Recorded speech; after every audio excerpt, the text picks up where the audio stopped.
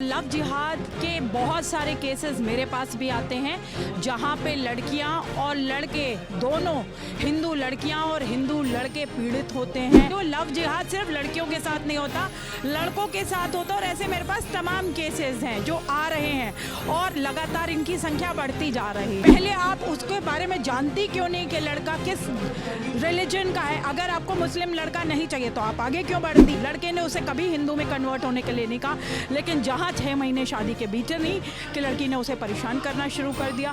फिर उसके बाद धीरे धीरे परेशानियां बढ़ती गई, बच्चे पैदा हो गए। फिर उस लड़की ने बच्चों को मारना कूटना शुरू कर दिया, नमाज पढ़ने के लिए मजबूर कर दिया। देश भर में बढ़ रहे लव जिहाद के मामलों को लेकर के आज एक बड़ा प्रदर्शन देखने को मिल रहा है, जहां पर लव जिहाद के मामले लगातार देश में तूल पकड़ रहे हैं। अब इनके खिलाफ एक सख्त कानून बनाने की मांग की जा रही है। तमाम ऐसी बातें हो रही हैं कि देश भर में जब हिंदुत्ववादी सरकार है, उसके बावजूद क्यों लव जिहाद के मामले में बढ़ोतरी देखने को मिल रही है। तमाम विषयों पर बातचीत करेंगे, जानेंगे मैम कैसे देखती हैं लव जिहाद के ऊपर ये धरना प्रदर्शन किया जा रहा है। क्या लगता है वाकई में इस तरीके की कोई चीज़ है? क्योंकि विपक्ष तो कहता है कि लव जिहाद बीजेपी का बनाया हुआ प्रोपेगेंडा है, जिससे वो भाईचारे को खत्म करने की बात की जा रही है।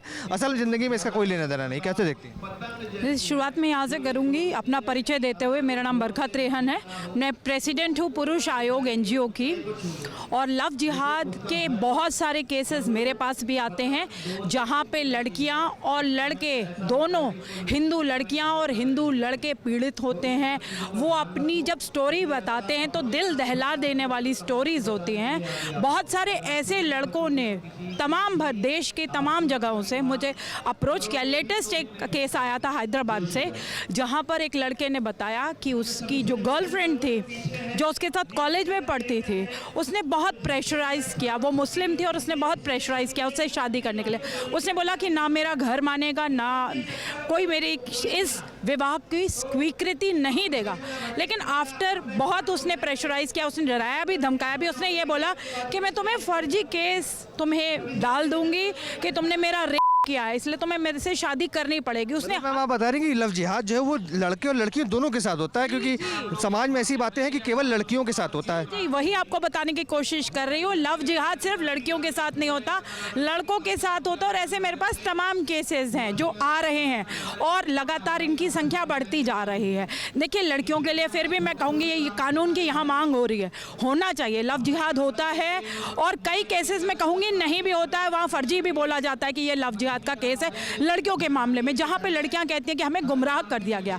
गुमराह कैसे कर दिया? आप खुद समझदार हैं, पढ़ी लिखी हैं और आपके रूट्स में गड़बड़ है। मतलब आप आपके परिवार से जुड़े हुए नहीं हैं, क्योंकि अगर आप अपने परिवार से जुड़े हैं तो आप छोटी से छोटी बात परिवार के साथ शेयर करेंगे और सारी चीज़ों की एक इन्वेस्टिगेशन होती है, जो परिवार द्वारा भी होती है, आपके द्वारा भी होती है। पहले आप सेक्स क्यों करती हैं?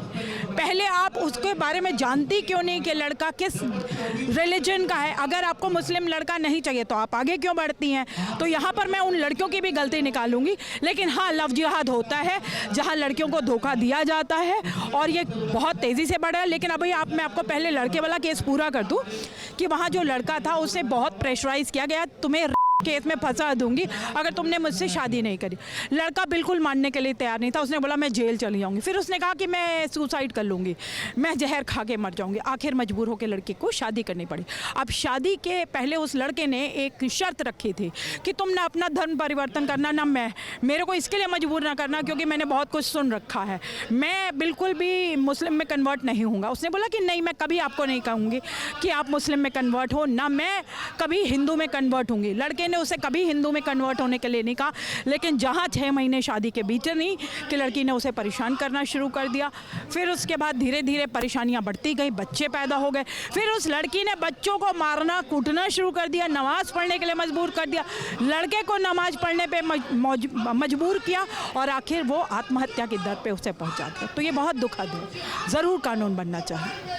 आप देख रहे हैं सौगंध TV, सौगंध वतन की।